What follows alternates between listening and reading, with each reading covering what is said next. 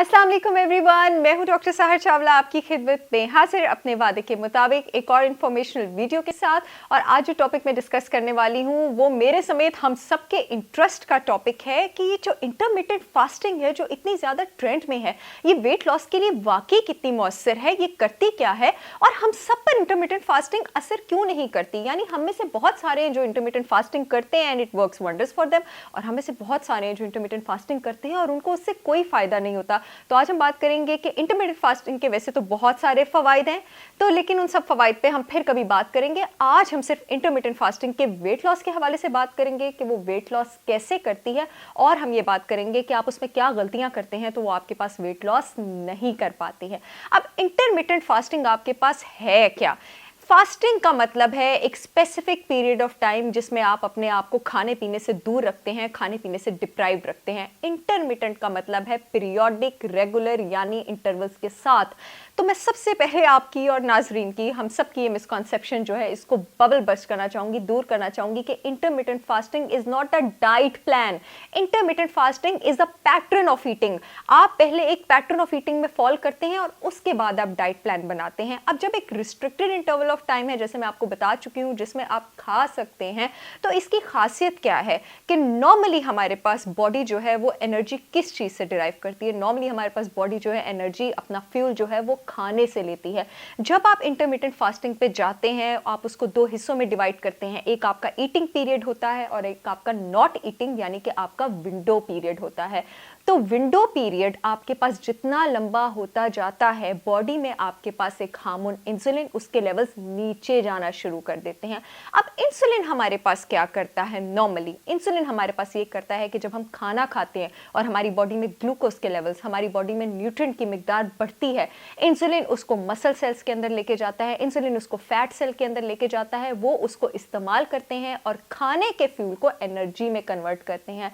Intermittent fasting में जब आप खाना लेना छोड़ देते हैं काफ़ी घंटे तक, जो कि 12 से ऊपर ही होते हैं, तो इंसुलिन के लेवल 0 पे ड्रॉप कर जाते हैं और हमारे पास अब जो एनर्जी है वो खाने से नहीं आएगी। अब फ्यूल हमारे पास कहाँ से आएगा? हमारी बॉडी फैट सेल्स को बर्न करना शुरू कर देगी, and this is what we want, कि हमारी बॉडी के पास कोई चारा ना हो सिवाय इसके कि वो अपनी चर्बी बर्न करे, अपने फैट से फ्यूल बर्न करे, ना कि खाने से फ्यूल बर्न करे। And this is how intermittent fasting works. और इंटरमिटेंट फास्टिंग का सिर्फ यही बेनिफिट नहीं है, क्योंकि ये आपके पास इंसुलिन के लेवल्स लो करती है, तो डायबिटीज टाइप 2 के पेशेंट्स जिनको इंसुलिन रेजिस्टेंस की शिकायत होती है, उनमें इंसुलिन रेजिस्टेंस का प्रॉब्लम कम करती है। इंसुलिन रेजिस्टेंस के साथ हमारे पास बेतहाशा बीमारी आ जाती हैं, जिसमें डायबिटीज टाइप 2 के अलावा आपके पास दिल की बीमारी भी आ जाती है, कोलेस्ट्रॉल की बीमारी भी आ जाती है, आपके पास हार्मोनल डिसऑर्डर्स, खवातीन में पॉलीसिस्टिक ओवरी सिंड्रोम भी इंसुलिन रेजिस्टेंस के साथ एसोसिएटेड है। तो जब आप इंटरमिटेंट फास्टिंग पे जाते हैं, वो अपने साथ ये सब फवाइद भी लाती है। इंटरमिटेंट फास्टिंग को रिसर्चेस साबित करती हैं कि डिक्रीज रिस्क ऑफ कैंसर के साथ जो है एसोसिएट किया गया है। इसके अलावा जो आपके पास इंटरमिटेंट फास्टिंग है, आपकी डाइजेशन, आपकी गट हेल्थ के लिए बहुत ज़्यादा अच्छी है, आपकी बॉडी के एनर्जी लेवल्स के लिए बहुत ज़्यादा अच्छी है, आपकी याददाश्त, आपकी कॉग्निशन, आपकी अटेंशन, आपकी लर्निंग, आपकी मेमोरी, सबको बूस्ट देती है। घोड़े की तरह आपका दिमाग चलना शुरू हो जाता है। लेकिन इसके साथ साथ किन किन लोगों को इंटरमिटेंट फास्टिंग नहीं करनी चाहिए? प्रेग्नेंट खवातीन को इंटरमिटेंट फास्टिंग करनी नहीं चाहिए। वो खवातीन जो अपने बच्चों को दूध पिलाती हैं, ब्रेस्ट फीडिंग मॉम्स, उनको नहीं करनी चाहिए।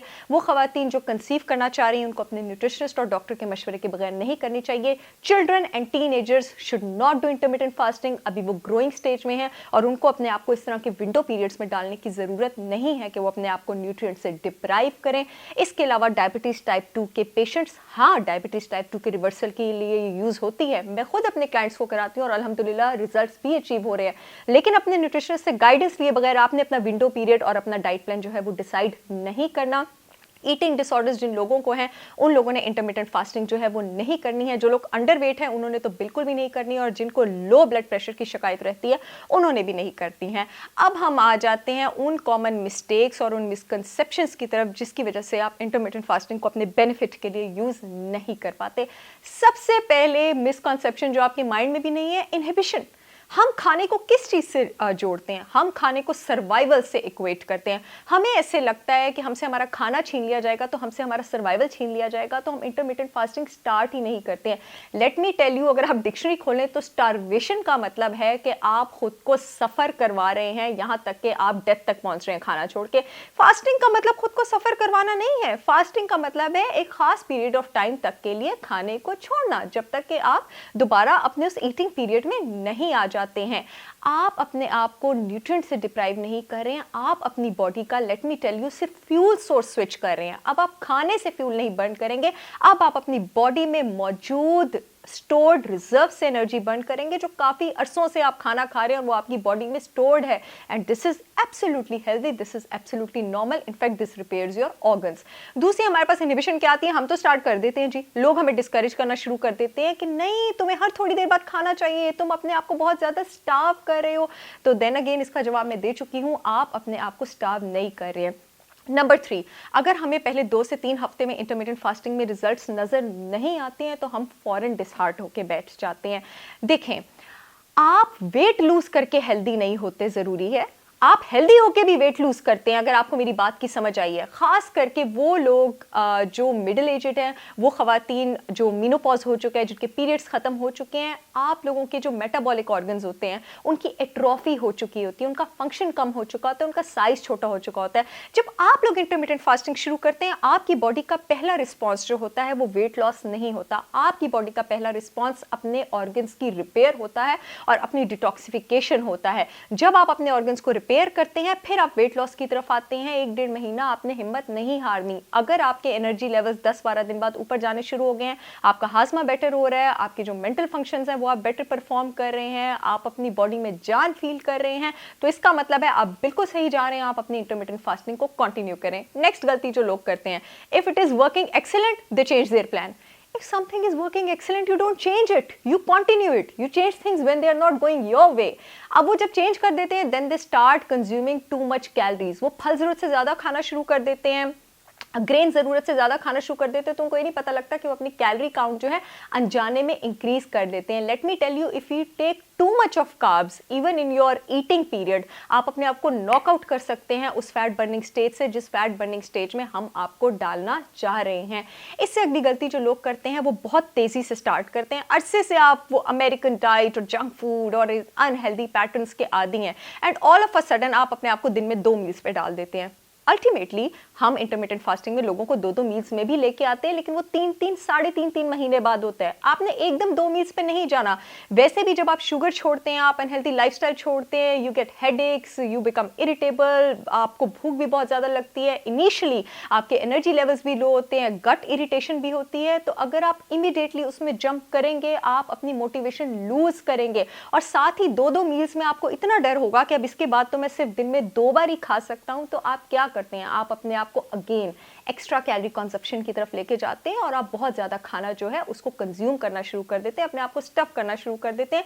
तो it does not work for you and it will never work for you that way. अगर आपने अपनी मील्स के बीच कुछ रखना है तो आई सजेस्ट कि आप अपनी मील्स के बीच सैलेड रखें, क्योंकि जो सैलेड्स होते हैं, जो फाइबर होता है, वो आपको इंसुलिन की इतनी ज़्यादा स्पाइक नहीं देता। इनफैक्ट फाइबर बहुत कम, almost vegetable salads work wonders for some people. कुछ लोगों में बिल्कुल भी स्पाइक नहीं देता, तो that is an excellent option. इसके बाद लोग हमारे पास क्या गलती करते हैं कि वो खाना भी ठीक खाते हैं, उनका विंडो पीरियड भी ठीक होता है, लेकिन वो नींद पूरी नहीं करते। अगर आप मेरी वीडियोज़ फॉलो कर रहे हैं तो मैं ये बात 12 कह चुकी हूँ कि just 1 night of sleep deprivation can increase your stress hormone, and stress hormone is directly proportional to your fat hormone that is responsible for चर्बी deposition in your tummy by 33%। सोचे पूरा दिन आप ठीक खाएं और रात को आप ज्यादा जाग के रोज अपना जो चर्बी डिपॉजिट करने वाला हार्मोन है उसको 33% बढ़ा रहे हैं। नेक्स्ट चीज, लोग वर्कआउट नहीं करते, लोग एक्सरसाइज नहीं करते। आप डेली हल्का फुल्का वर्कआउट, एटलीस्ट वॉक या कार्डियो 35 to 40 मिनट्स तो करें ही 5 days a week। उसके अलावा कोशिश करें कि आप एक हाई इंटेंसिटी इंटरवल वर्कआउट, जो कि एक फुल बॉडी शॉर्ट थोड़ी देर का फुल पल्स वर्कआउट होता है, उसको हफ्ते में 2 दिन अपनी वॉक या अपने कार्डियो के बीच इंक्लूड करें तो आप देखेंगे कि आपके रिजल्ट्स कितने ज़्यादा तेज़ हो रहे हैं। इससे अगली चीज़, हमारे पास बहुत ज़्यादा लोग जो है वो फैट फोबिया में चले जाते हैं। देखिए, बॉडी या कार्बोहाइड्रेट बर्न करेगी, बॉडी या फैट बर्न करेगी, you have to consume something, you have to eat something. आप दोनों चीज़ें नहीं छोड़ सकते हैं और दोनों चीज़ें बहुत कम भी नहीं कर सकते और खाली प्रोटीन हाई नहीं कर सकते। This is not a healthy way. और मैं इतना बता दूं कि अगर आप हेल्दी फैट्स और अच्छे फैट्स, ये मैं सबके लिए कह रही हूँ, अपनी डाइट में इंक्लूड नहीं करेंगे तो आपकी बॉडी में बहुत ज़्यादा वाइटामिन है जिनको फैट चाहिए होता है जिसम में जज़ब होने के लिए, और बहुत ज़्यादा फैट्स होते हैं जो कि एसेंशियल ज़रूरी फैट्स होते हैं, ओमेगा 3 फैटी एसिड्स, जिसके बगैर बॉडी के इंसुलिन लेवल्स शूट कर सकते हैं, आपकी डाइजेशन खराब हो सकती है, आपकी इम्यूनिटी खराब हो सकती है, बॉडी में बहुत ज़्यादा डिजीजेस हो सकते हैं। तो you don't have to become fat phobic. Vegans हमारे पास क्या करते हैं? वीगन्स हमारे पास B12 डिप्राइव्ड हो जाते हैं, जो वीगन्स हैं हमारे पास आयरन डिप्राइव्ड हो जाते हैं, जिंक डिप्राइव्ड हो जाते हैं। It's okay if you are a vegetarian. अगर आप वेजिटेरियन हैं, आपने साथ कोशिश करनी है कि आप B12 सप्लीमेंट्स लें, आप आयरन सप्लीमेंट्स लें, आप जिंक सप्लीमेंट्स लें, और आप प्लांट बेस्ड ओमेगा 3 सप्लीमेंट्स भी अवेलेबल होते हैं, वो भी लें। इन केस आप दिन में 2 डाइट्स तक पहुंच गए हैं, आपने अपनी एक डाइट वेजिटेबल जरूर रखनी है, क्योंकि इस टाइम हम अपने आप को फैट, एक टाइम आपके सैलड होना चाहिए, इस टाइम हम अपने आप को जो है वो फैट बर्निंग की स्टेज में लाने की कोशिश कर रहे हैं। तो जो वेजिटेबल्स हैं उसमें न्यूट्रिएंट्स होते हैं, वो हेल्प करेगा आपके लिवर को डिटॉक्स करने को, आपकी फैट को आपके लिवर से अब उस सारे वेस्ट रिमूवल को। और अगर आप वेजिटेबल्स के न्यूट्रिएंट्स और मिनरल्स बहुत कम लेंगे तो इस तरह से आपकी बॉडी में जो एसिड बिल्डअप है वो भी हो सकता है। नेक्स्ट चीज आ जाती है आपके पास quality of ingredients. If you are consuming a low quality diet, you are not going anywhere. Initially तो आपकी बॉडी जो है वो उसके सिम्टम्स शो नहीं करेगी, लेकिन कुछ हफ्तों बाद और कुछ महीनों बाद आपकी जो बॉडी है, आपके हेयर फॉल होगा। बहुत लोगों को सुनते भी होंगे कि अनहेल्दी डाइटिंग के बाद उनके साथ ये सब होता है। आपकी जो स्किन है उस पर रिंकलिंग शुरू हो जाएगी, आपको वीकनेस फील होगी, फटीग फील होगी, आपकी इम्यूनिटी कम हो जाएगी, आप बहुत जल्दी बीमार रहना शुरू हो जाएंगे। सो देखिए, खाने का क्या मकसद होता है? एक आपको फ्यूल प्रोवाइड करना और एक आपको एनर्जी प्रोवाइड करना, आपको न्यूट्रिएंट्स प्रोवाइड करना। जब आप अपना कैलोरी नीचे लेके जाते हैं तो हमेशा याद रखिए आपने अपने न्यूट्रिएंट्स जो हैं वो ऊपर लेके जाने हैं। इसका बेस्ट तरीका ये होता है कि आप इलेक्ट्रोलाइट सप्लीमेंटेशन लें सैलिड्स के अलावा, क्योंकि इंसुलिन से जब हम खेलते हैं तो बॉडी में पोटेशियम का लेवल का हाई होना बहुत ज़्यादा ज़रूरी है। अगर आप ऑप्टिमल यानी मुनासिब यानी required amount of potassium daily नहीं लेंगे तो आप इंसुलिन के लेवल्स को इंटरमिटेंट फास्टिंग के थ्रू कंट्रोल नहीं कर पाएंगे, and this is what we want. तो आपने अपने इलेक्ट्रोलाइट अपटेक का बहुत ख्याल रखना है। पोटेशियम की डेली रिक्वायरमेंट हमारे पास बॉडी में 4700 मिलीग्राम्स पर डे होती है, जिसका मतलब है कि आपको दिन में 2 से 3 सर्विंग्स जो हैं वो वेजिटेबल्स और फ्रूट्स की लेनी है। और अगर वो पॉसिबल नहीं है तो पोटेशियम इलेक्ट्रोलाइट्स आप पानी में, ग्लूकोज फ्री पोटेशियम इलेक्ट्रोलाइट्स पानी में मिक्स करके आप यूज कर सकते हैं। इसके अलावा अगर आप इनिशियल वाले फटीग सिम्टम्स और जो आपके पास इरिटेबिलिटी और हेडेक सिम्टम्स हैं, इनसे आज़ादी चाहते हैं तो आप अपनी डाइट में B vitamin supplements, potassium supplements, nutritional yeast supplements ये शुरू से इंक्लूड रख सकते हैं। तो ये सारे सिम्टम्स बहुत कंट्रोल होते हैं। इसके अलावा लोग क्या करते हैं, उनको ये नहीं पता होता कि जो हमारे पास हंगर का साइन है उसको हमने पहचानना कैसे अपनी इंटरमिटेंट फास्टिंग के सक्सेस और फेलियर के लिए।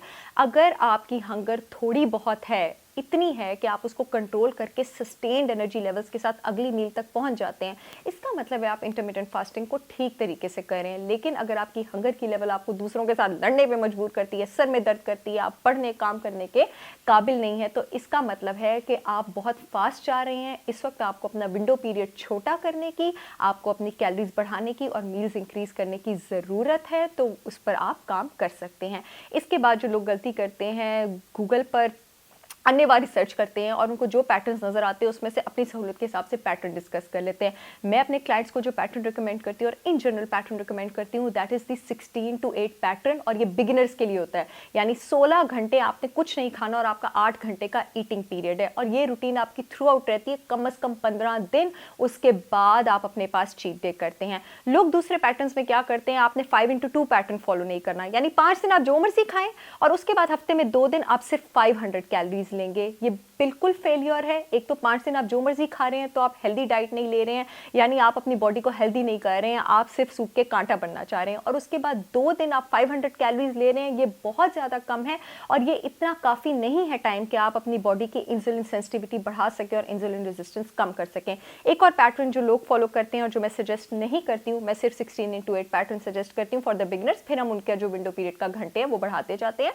अगला पैटर्न है आपके पास ऑल्टरनेट डे ईटिंग पैटर्न, यानी आप एक दिन खाते हैं और एक दिन नहीं खाते हैं, एक दिन खाते हैं और एक दिन फास्टिंग करते हैं। अगेन यहाँ पे बॉडी को इतना टाइम नहीं मिलता कि वो इंसुलिन लेवल्स जो है उसको एडजस्ट कर सके, तो ये पैटर्न भी मैं रिकमेंड नहीं करती। इसके अलावा जो लोग गलती करते हैं वो पैटर्न फॉलो करते हैं warrior diet pattern. Warrior diet pattern में क्या होता है कि आप शाम के 6 बजे तक जो मर्जी खाते हैं, ठीक है, आई एम सो सॉरी, शाम के 6 बजे तक आप कुछ नहीं खाते हैं और 6 से 10 आप एक बड़ी मील लेते हैं। Absolute failure. शाम के 6 बजे तक जब तक आपका मेटाबॉलिक रेट हाई था आपने कुछ नहीं खाया, और 6 से 10 जब 7 बजे के बाद आपका मेटाबॉलिक रेट 30% गिर गया, आपने एक बड़ी मील ले ली है, जिस वक्त आपका डाइजेस्टिव सिस्टम जो है वो भी स्लो है, this is an absolute failure. और last but not the least जो लोग गलती करते हैं, आखिरी गलती की तरफ आ गई हूँ, वो आपके पास फॉलो करते हैं ईट स्टॉप ईट पैटर्न। ईट स्टॉप ईट पैटर्न का मतलब ये है कि हफ्ते में 1 या 2 दिन अपनी मर्जी के आप फास्टिंग कर लें और बाकी जो है वो आप अपना हफ्ता वैसे ही फॉलो करें। तो इन सारे पैटर्न्स को आपने फॉलो नहीं करना, आपने as a beginner 16x8 pattern को फॉलो करना है। हर इंसान को सबसे बेहतर अपनी बॉडी का खुद पता होता है। कुछ लोग स्टार्ट में 2 मील्स 3 मील्स भी अफोर्ड कर सकते हैं, कुछ लोग स्टार्ट में 6 मील्स से स्टार्ट करते हैं, एंड इट इज़ ओके।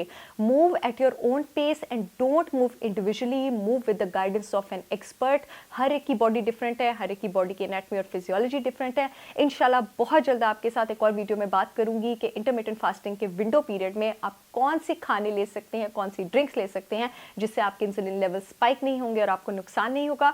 तब तक के लिए मुझे इजाज़त दीजिए। अल्लाह हाफिज़।